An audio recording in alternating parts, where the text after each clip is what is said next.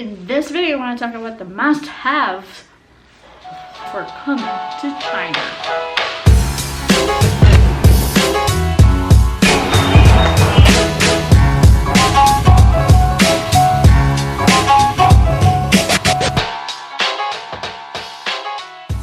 Hey, di jiao hao ma? Wo shi ji. I hope I said that right. Kumusta everyone? Kumusta Montanan? How are you? And welcome to my channel where we talk about the Philippines, travel, and anything that will make you comfortable and confident in traveling. In this video, I want to talk about the must-have before coming to China, basing on my experience on my 5 days in China.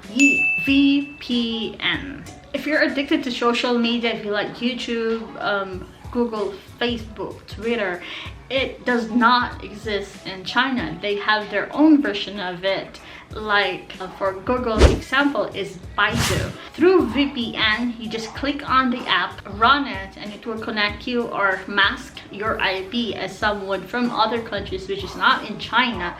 And it will let you access Facebook, Twitter, anything you want to access through it. Actually using VPN Pro Master, something it looks like this. I'm gonna put the link down below if I can find it, and so that you can install it, and put the link down below this video if you want.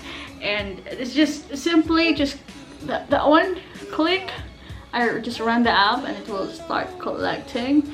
I'm right now in the Philippines, and as you can see, I'm right now in the United States.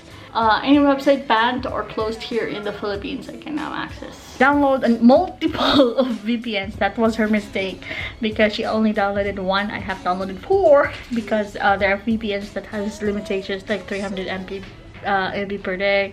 So download multiple VPNs before you come here because it's being blocked here. So learn the lesson, install multiple VPNs. So far, the one I showed you guys have no issues with it.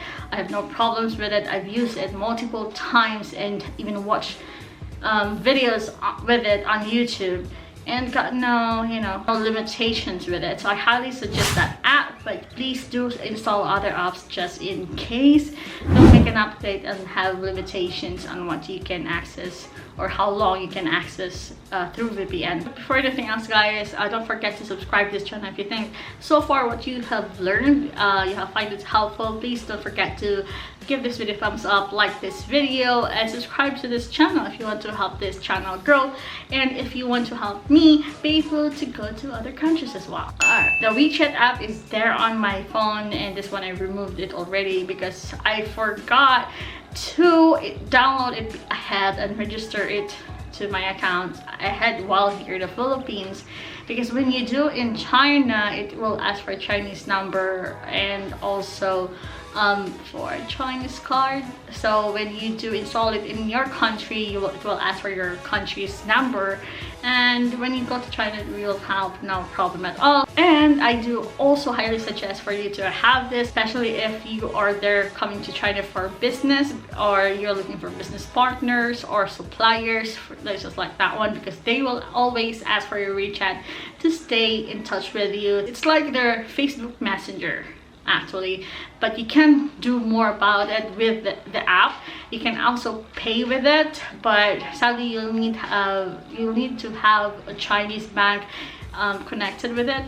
Most people there in China doesn't have the cash anymore with them. They actually do have the app and connect to their bank, and they're just going cashless. Even the ones on the beside the street, the restaurants there, they do use the app. There's even this like 7-Eleven store with no employee anymore, but you can access the store, open the door of the stores all alone, be all alone in the store using WeChat. So please do, guys, install that one, especially if you're there in business, or if you are thinking about dating someone there, because girls there use WeChat. And when they like you, they ask for your WeChat. Just that, just in case you guys are interested, to give your WeChat number, contact number on the girls there. person. And of course, not all people in China can speak English, and even the hotel cleaners cannot speak English, and even the ones in McDonald's or Burger King cannot all speak in English. Not even basic English like this, what, there, over there, or where, or how. They don't know how to say that one in English. Even their information desk doesn't know how to speak English. But one way to solve that problem is to install a translator. What we use is Google Translator app. You can download the language that you want to use. So you must download the Chinese. I think it download Chinese simplified and traditional just in case.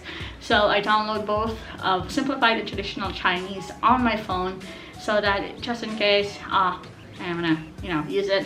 So it was very helpful because I was in our room and there was a knock on the door. When I opened the door, there was this lady. I think she was the cleaning lady. Clean, clean, clean, clean. And I said, oh, clean. Just do it tomorrow, because I was fine that day. The room's still fine, it still looked good, and my stuff are all over. I was doing something with my niece. We were recording a video on mukbang video on Chinese snacks, and I don't want to be disturbed, well, and so I just told her to do it tomorrow maybe, and she said, what? We can understand each other. So what I did is just grab my phone and tomorrow, 明天 so it's basically, let's turn on the Google Translate, and you can also do conversation. Where was it? So over here is conversation with voice. So you may use conversation, so it will translate what you said in English to Chinese and what you will say in Chinese to English. But voice, you can also choose voice. Hi, how are you today?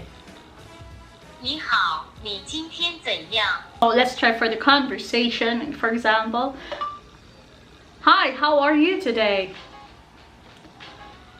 你好，你今天怎样？ Now let's see if Chinese. 你好吗? How are you? It's not yet perfect. There's still some flaws. I've heard that Baidu Translate works better than Google Translate, so you might want to consider downloading them both. Again, guys, I want to remind you to subscribe to this channel, give this video a thumbs up, and like this video. Don't forget to share the love of China in this video. Share this to your friends who you think are coming or planning to visit China.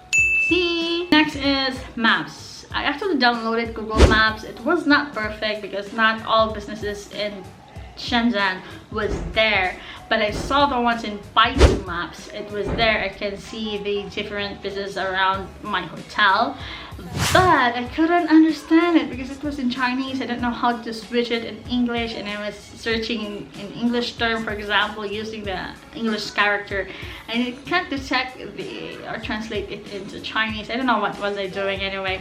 So you might want to consider also installing Baidu Maps, and Google Maps was fine, but it is useful if you want to know where to go next, because we use Google Maps to locate where from our hotel going to this shoe store, and I was able to find this shoe store at Baidu and was able to compare it to Google Maps, and it was like, oh, it is in this building, in this area, and just pointed out on Google Maps. And so Google Maps told me how to get there. Go turn left, right, like left, right. Yeah, so both of them are very useful for me. So for those in China, let me know what maps works better, or how to navigate China using Baidu Maps. I don't know what was I doing with Baidu Maps anyway. Whoa.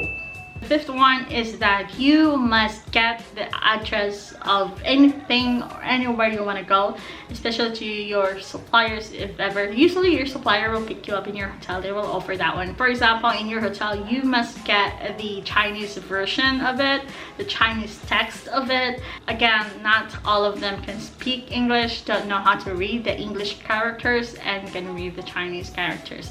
So ask your hotel to send you the Chinese version of the address, and just so you'll be able to show it to anyone who you'll ask for directions, or your taxi driver. That's what we actually did when we are leaving Shenzhen, because we asked our hotel the front desk to write in Chinese the airport, and then we just showed it to the driver. And lastly is that when you get to the airport, or when you arrive in China, do get a Chinese number or Chinese SIM. Phone cards, to some countries call it SIM cards, we call it SIM cards here. Do get one because it is cheap. You can access fast internet. Well, comparing to the Philippines, it's super fast. In our first day, we didn't have a Chinese number, we didn't have an internet, though there are free internets available in Washington Bay area. We are not able to access it because we don't have a Chinese number, or we didn't activate our WeChat number, and we must go through to these steps first, and it is in not English, so it's in Chinese, so we can easily access the free internet provided there.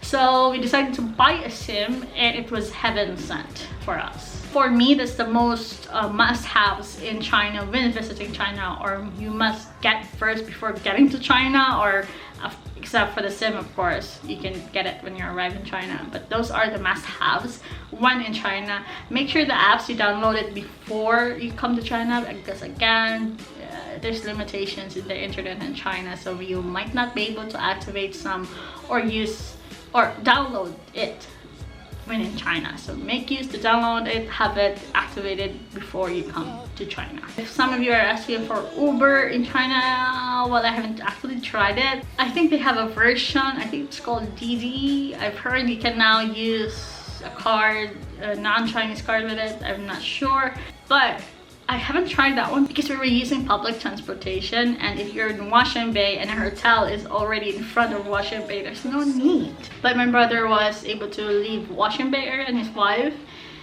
they use the public transportation and they find it really nice, really cool. I did use the public transportation once, the train, and it was really nice. It's high-tech, it's fast, I love it. It's clean too. So I didn't have any reason, or you know, why should I get a private ride? But I did try the taxi because it was middle of the night. The train going to the airport is not available anymore, so we tried go for the taxi, and it was awesome ride. So high tech, look, so nice.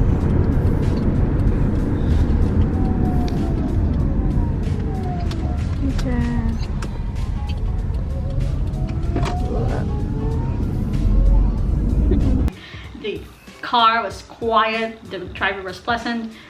Well, how can he be not? He was not talking to us because he couldn't speak English. So yeah, he was so nice so far with us. And yeah, the road is no traffic. I guess it's also because it was like 11:10 p.m. and yeah, it has no problem with road in China. So I don't have any reason to book for a private ride, like, you know, or get an Uber version of China. And I think that's pretty much it. If you have any questions about China, Chinese visa, I'm planning to reapply for a Chinese visa since it will not be that hard for me anymore.